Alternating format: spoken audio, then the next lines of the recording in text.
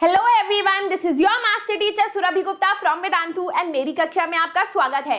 Welcome to today session, जहां पर हम लोग करने वाले हैं the entire civic chapter of electoral politics in the next 10 minutes 15 minutes. देखते हैं कितने टाइम में होता है, बट बहुत कम टाइम में आज हम करने वाले हैं। जो बच्चे इस सेशन को एज अ रिविजन देख रहे हैं before the exam, as I have told you before, आप लोग इस वीडियो को देख सकते हैं एट अ स्पीड ऑफ 1.5 या 1.25x, जिससे कि आपका रिविजन जल्दी हो जाए। जो बच्चे इस सेशन को इसीलिए देख रहे हैं क्योंकि कल एग्जाम में आपने पढ़ा कुछ घंटा नहीं है इस चैप्टर का, तो बेटा आप इसको आराम आराम से देखो, एक पेपर के साथ बैठो, एक नोटबुक के साथ बैठो, और जो भी मैं आपको पॉइंट्स बता रही हूँ पॉइंट्स लिखते रहो। रिमेंबर, इस सेशन में जो मैं पॉइंट्स बोलूंगी इसी से क्वेश्चंस बनेंगे, और ये सबसे ज्यादा इंपॉर्टेंट पार्ट है चैप्टर का। हम पूरे चैप्टर को संक्षेप में अच्छी तरीके से करेंगे, और आप इससे अपना माइंड मैप भी बना सकते हो। ये माइंड मैप ही एक तरीके का, और आप भी अपने पॉइंट्स बना सकते हो इस सेशन को देख के। सेशन को और चैप्टर अच्छा लगा, मेरा एक्सप्लेनेशन अच्छा लगा, तो वीडियो को लाइक जरूर कर देना, लाइक का बटन वहीं पर है। And do not forget to subscribe to Vedantu class 9 channel. यहाँ पर आपको बाकी माइंड मैप्स भी मिलेंगे, Nazism and rise of Hitler का, सोशलिज्म इन यूरोप का, सब आधा घंटा या 20 मिनट में खत्म करके मैंने आपको सेशंस दिए हैं। डिटेल्ड वीडियो एक्सप्लेनेशंस भी मिलेंगे, मोटिवेशनल सेशंस भी मिलेंगे, फन वीडियोस भी मिलेंगे। अगर आप ये सब मिस नहीं करना चाहते, अगर आप क्लास 9 में टॉप करना चाहते हो, तो सब्सक्राइब करना मत भूलना हमारे चैनल को, वेदांतु क्लास 9। चलो, विदाउट मच अडू, और आपको इसका ये जो आपके पीडीएफ, जो आपका पूरा नोट्स है, आपको हमारे टेलीग्राम चैनल पे मिल जाएंगे, जिसका link you will find in the description box below. ठीक है, चलो शुरू करते हैं। इलेक्टोरल पॉलिटिक्स मतलब इलेक्शंस में जो पॉलिटिक्स होती है, जो पावर की लड़ाई होती है, उसकी कहानी है इस चैप्टर में। पहला क्वेश्चन है, व्हाट आर इलेक्शंस? इलेक्शंस होता क्या है? इलेक्शन एक ऐसा मैकेनिज्म होता है जिसके बेसिस पे लोग अपने रिप्रेजेंटेटिव्स, प्रतिनिधित्व को चूज करते हैं, इलेक्ट करते हैं। फॉर एग्जाम्पल, अगर मैं चाहती हूँ कि मेरे कॉन्स्टिट्यूएंसी में राम जो है मुझे रूल करे, वो मेरे लिए डिसीजंस बनाए, ये प्रोसेस होगा through the form of elections. ठीक है, अब दो टाइप ऑफ इलेक्शंस होते हैं। एक होता है जनरल इलेक्शन, जो रेगुलरली होता है हमारे देश में हर 5 साल में, आपने देखा होगा सारे न्यूज चैनल्स उसी के बारे में बात करते हैं। और एक होता है बाय इलेक्शन, अगर किसी एक कॉन्स्टिट्यूएंसी में एक बंदे ने रिजाइन कर दिया, या फिर वहां के एमपी या एमएलए मर जाता है, तो ऑफ कोर्स कोई रूलर चाहिए, कोई रिप्रेजेंटेटिव चाहिए, तो सिर्फ उस कॉन्स्टिट्यूएंसी के लिए जो इलेक्शन होता है उसको बाय इलेक्शन बोलते हैं। ये टर्म्स एज अ 1 मार्कर आ सकते हैं, इसलिए याद रखना। ठीक है, अब क्वेश्चन आता है, क्या एक लोकतंत्र इलेक्शन के बिना एग्जिस्ट कर सकता है? तो नहीं कर सकता, क्योंकि हमारी कम्युनिटी बहुत बड़ी है, खुद हम सब आके मिलके जो है डिसीजंस नहीं ले पाएंगे, कुछ लोगों के पास टाइम नहीं है, और काफी सारे लोगों को लोग पॉलिटिकली मोटिवेटेड भी नहीं रहते, उनको इंटरेस्ट ही नहीं है पॉलिटिक्स में या देश चलाने में। और तीसरा रीजन ये है कि अगर मतलब हम सबके पास इतना नॉलेज भी नहीं होता कि हम देश चलाने का काम कर पाए, तो दैट इज व्हाई इलेक्शन जरूरी हो जाते हैं, क्योंकि हम सब साथ में मिलके तो डिसीजन ले नहीं सकते। तो बेटर ये है कि हम उसको नियुक्त कर ले जो हमारे लिए डिसीजन ले पाए, राइट? तो इलेक्शंस आर इंपॉर्टेंट, क्योंकि यहाँ पर वोटर्स उनको चूज कर सकते हैं जो आपके लिए लॉज बनाएगा, है ना। दूसरा, voters can choose who will form the government and take important decisions for them. हम लोग चुनते हैं अपनी सरकार को, और सरकार उस हिसाब से, देखो अगर आज मैं सुरभि पार्टी को चूज करती हूँ, क्योंकि मुझे लगता है सुरभि पार्टी में सबसे ज्यादा होशियार लोग हैं, सुरभि जो है बहुत होशियार लीडर है, वो मेरे लिए अच्छा काम करेगी, है ना। इसीलिए इलेक्शंस होते हैं, जिससे हम अपने बेस्ट कैंडिडेट को चूज कर पाए, राइट। और हम उस पार्टी को चूज कर पाएंगे, जैसे अगर सुरभि पार्टी को चूज कर रहे हो, आम आदमी पार्टी को, बीजेपी पार्टी को, क्योंकि आपको लगता है वो पार्टी हमारे देश को सबसे अच्छा चला सकती है, राइट। नाउ आप ये क्या कहते हैं, इलेक्शंस कहाँ होते हैं? Now guys, elections democratic countries में भी होते हैं, नॉन डेमोक्रेटिक कंट्रीज में भी होते हैं, इंडिया में भी होते हैं और चाइना में भी होते हैं।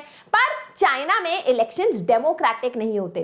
क्यों नहीं होते? आपने पिछले कुछ चैप्टर्स में पढ़ा है, क्योंकि वहां पर एक ही पार्टी है। आप सोचो, आप टॉप करोगे, अगर you are the only student who is going for the exam, है ना, तो आप ही टॉप करोगे, चाहे आपके 30 मार्क्स आए, अकेले हो तो टॉपर आप हो।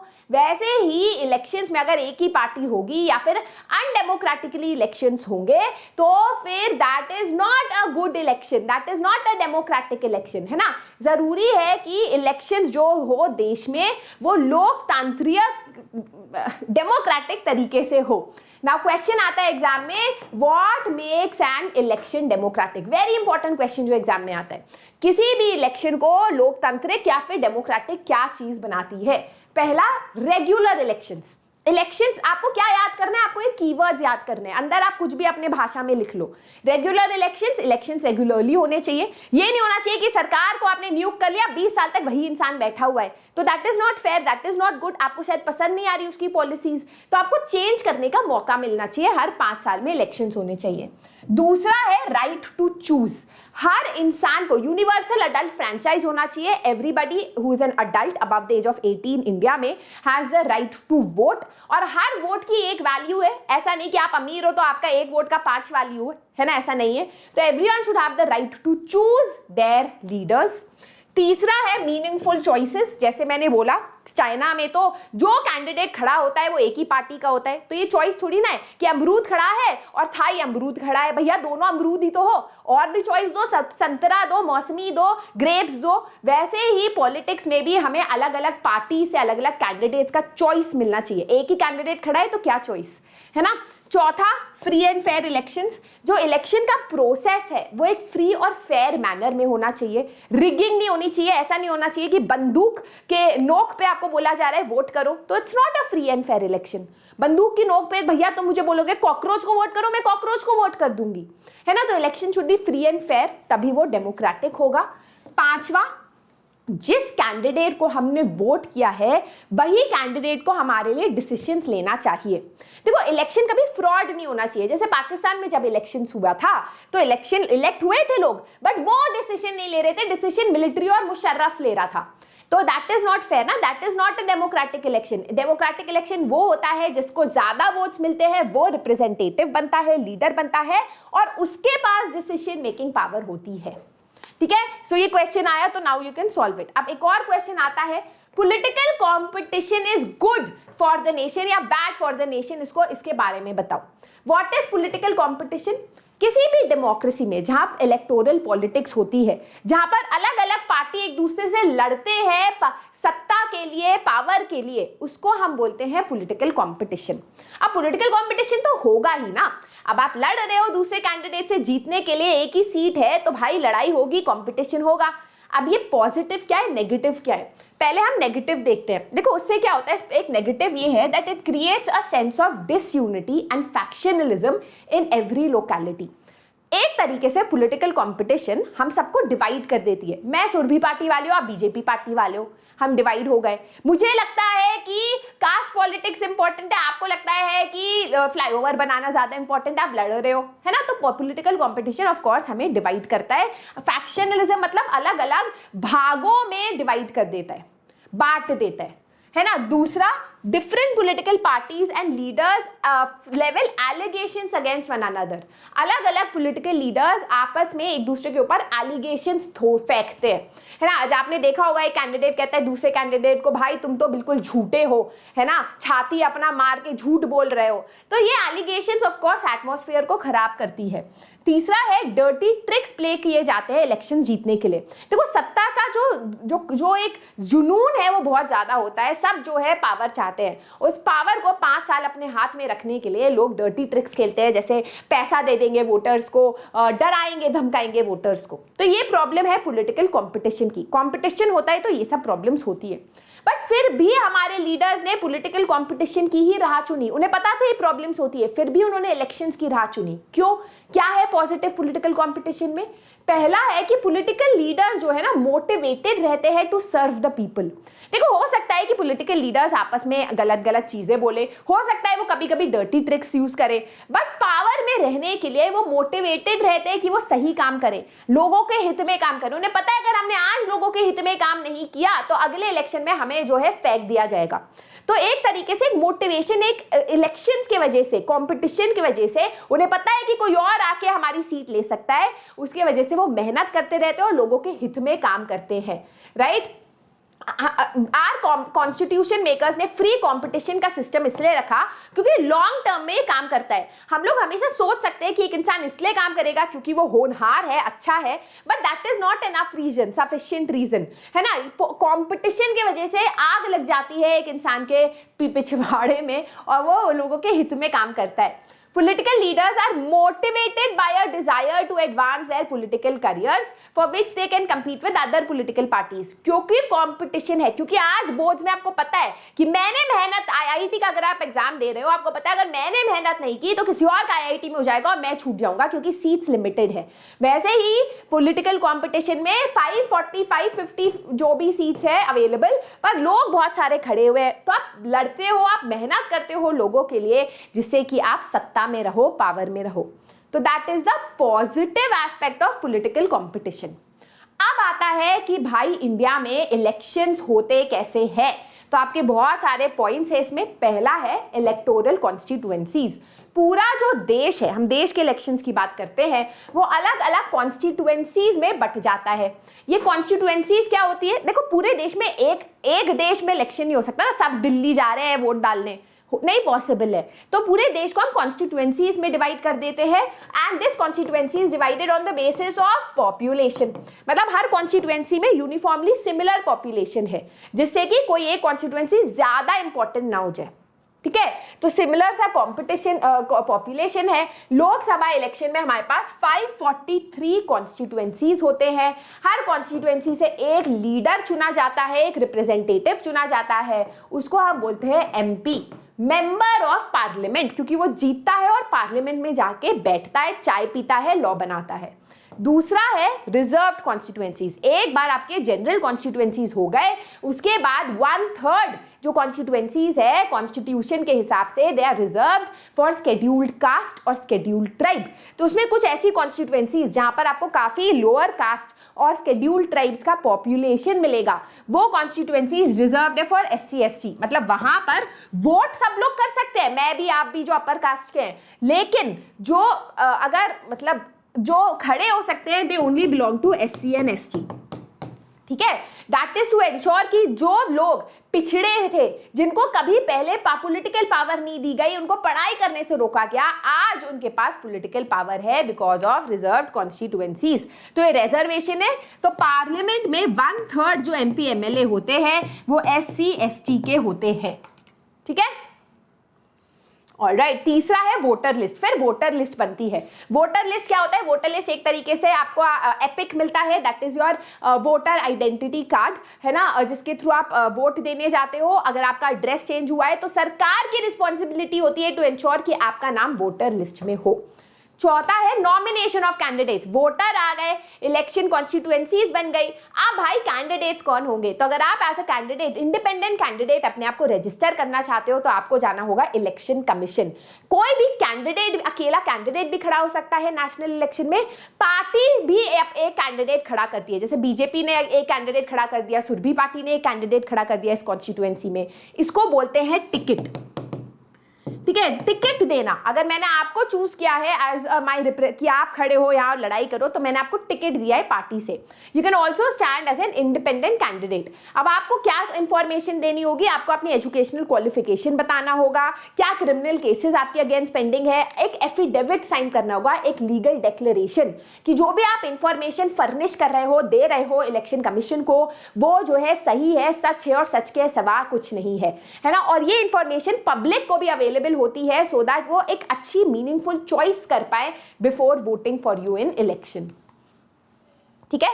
तो अगर कोई क्रिमिनल चार्जेस है, आपकी एसेट्स और लायबिलिटीज, क्या प्रॉपर्टी है आपके पास, क्या आपके ऊपर कर्जा है, आपको ये सारी इंफॉर्मेशन जो है इलेक्शन कमीशन को सबमिट करनी होती है।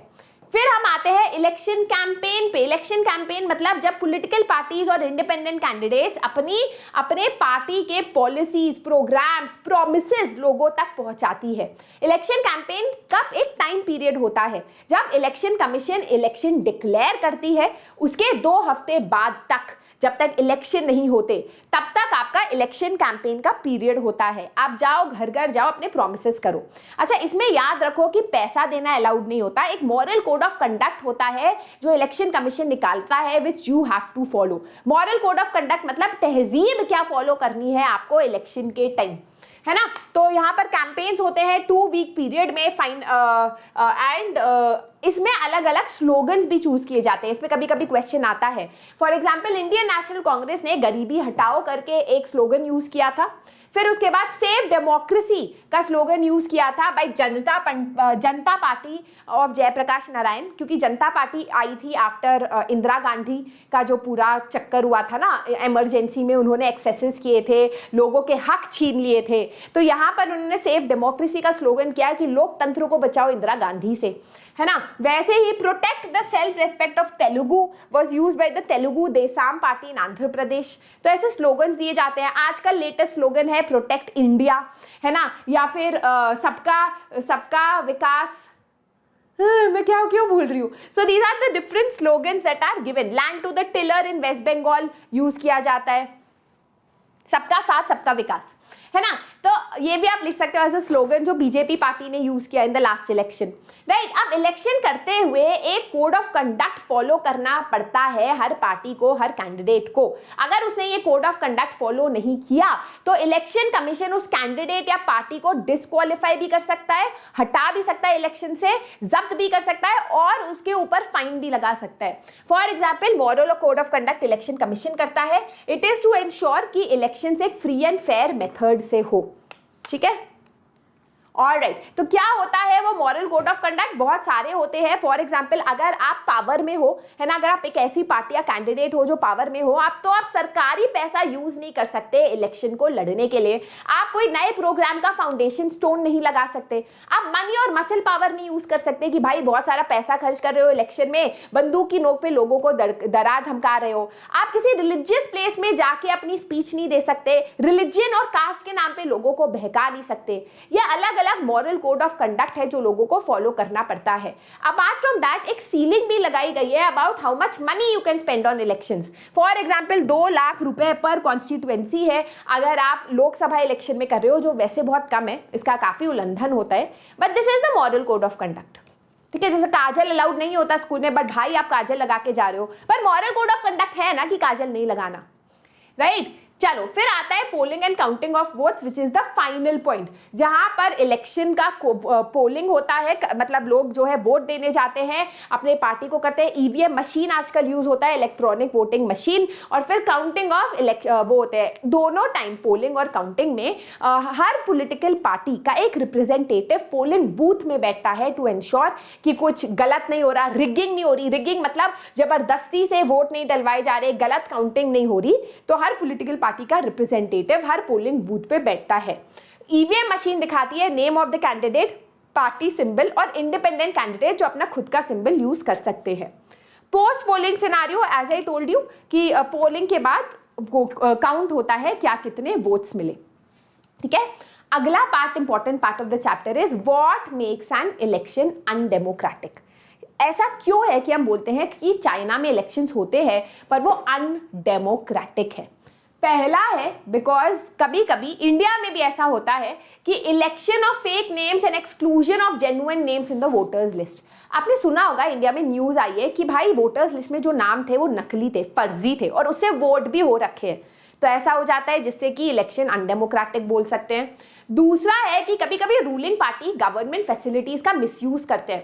तो वो इलेक्शन टाइम में आपको सरकारी प्लेन यूज करना है या सरकारी पैसा यूज करना है या सरकारी प्रोग्राम के बारे में बताना अलाउड नहीं है। आप एकदम से नहीं बोल सकते इलेक्शन जीत जाऊंगा ना तो वो मेट्रो शुरू कर दूंगा। आप मॉरल कोड ऑफ कंडक्ट और इलेक्शन कैंपेन के टाइम में आप ये नहीं कर सकते, पर कभी कभी पार्टीज ऐसा कर देती हैं। तीसरा है excessive use of money by rich politicians. ये तो काफी ज्यादा होता है हमारे देश में। लास्ट इलेक्शन, बल्कि आप मानोगे नहीं, was one of the costliest election in the entire world. करोड़ों रुपया, समहाउ 1000 करोड़ रुपए इलेक्शंस में खर्च किए गए थे। तो ये होता है विच मेक्स, बिकॉज ये ना कुछ पार्टीज को और कुछ कैंडिडेट्स को एडवांटेज दे देता है ओवर अदर कैंडिडेट्स। चौथा है intimidation of voters and rigging. Rigging मतलब जब आप गलत वोट डलवाए जा रहे हैं या नकली फर्जी वोट डाले गए हैं किसी एक कैंडिडेट के लिए। ये सारी चीजें जो है एक इलेक्शन को अनडेमोक्रेटिक बनाती है, अनफेयर बनाती है, उसका रिजल्ट मानने का मन नहीं करता, ठीक है। अब वाई इन इंडिया हम बोल सकते हैं कि इलेक्शंस डेमोक्रेटिक है, क्योंकि हमारे पास इलेक्शन कमीशन है। हमारे पास इलेक्शन कमीशन है जो एक पावरफुल इंडिपेंडेंट बॉडी है। It is a powerful independent body जो इलेक्शन कंडक्ट करती है इंडिया में, इंश्योर करती है कि इलेक्शन फ्री एंड फेयर हो, इंश्योर करती है कि political parties moral code of conduct को फॉलो कर रही है। अब इलेक्शन कमीशन इंडिपेंडेंट बॉडी क्यों कह रहे हैं हम? क्योंकि हम इंश्योर करते हैं कि इलेक्शन कमीशन के पास इतनी पावर है कि वो डांट सके सरकार को भी और ऑपोजिशन पार्टी को भी। इलेक्शन कमीशन के पास पावर है टू डिस्क्वालीफाई एनी कैंडिडेट और पॉलिटिकल पार्टी जो मॉरल कोड ऑफ कंडक्ट के अगेंस्ट जा रहा है। इलेक्शन कमीशन किसी भी टाइम पे इलेक्शन को कंडक्ट कर सकती है, उसको परमिशन की जरूरत नहीं है किसी एक पार्टी या सरकार की। इलेक्शन कमीशन जो चीफ इलेक्शन कमिश्नर है उसको अपॉइंट किया जाता है बाय द प्रेसिडेंट, बट उसको प्रेसिडेंट हटा नहीं सकता, उसको हटाने का एक बहुत लंबा और डिफिकल्ट प्रोसीजर है। ऑल ऑफ दिस इंश्योर्स कि इलेक्शन कमीशन काम कर पाए इन एन एफिशिएंट मैनर और इंश्योर कर पाए कि जो इलेक्शंस है हमारे देश में वो फ्री और फेयर और सही तरीके से हो, चुनाव जो होते हैं, राइट। टू प्रिवेंट पावर्स है to conduct and control election, implement the code of conduct कि सरकार भी गाइडलाइंस फॉलो करे, and prevent use of government facility in time of election कि चुनाव के टाइम सरकारी फैसिलिटी यूज ना करे रूलिंग पार्टी। दूसरा चीज जो दिखाता है कि हमारे देश में इलेक्शन डेमोक्रेटिक है एंड वो है पॉपुलर पार्टिसिपेशन। देखो, आप कभी वो गेम खेलोगे जहां आपको पता है चीटिंग होती है? आप नहीं खेलोगे, आप कहोगे यार इस गेम में चीटिंग होती है, मुझे पता है मैं हारूंगा, मैं खेलूंगा ही नहीं। बट इंडिया में बहुत ज्यादा लोग इलेक्शन में, चुनाव में पार्ट लेते हैं, जो ये दर्शाता है कि लोग इलेक्शन प्रोसेस, इलेक्टोरल प्रोसेस पे भरोसा करते हैं। तो पहली चीज है वोटर टर्नआउट, मतलब आउट ऑफ द पॉपुलेशन कितने, आउट ऑफ सारे पीपल जो वोटर लिस्ट में कितने लोग जाके वोट दिए हैं। तो इंडिया की बात करोगे तो इंडिया में वोटर टर्नआउट 56 से 66% बढ़ा है एज कंपेयर टू यूरोप जो कम हुआ है। दैट शोज कि हमारे यहाँ लोगों का भरोसा इन द इलेक्शन प्रोसेस बढ़ रहा है। That means elections free and fair हो रहा है। दूसरा है voter turnout on social basis. कभी बहुत बार बहुत देशों में देखा गया है, जैसे अमेरिका, ज्यादातर वोट व्हाइट्स देते हैं, गोरे लोग देते हैं, और जो ब्लैक्स होते हैं वो नहीं देते क्योंकि उनको पॉलिटिकल प्रोसेस पे भरोसा ही नहीं है।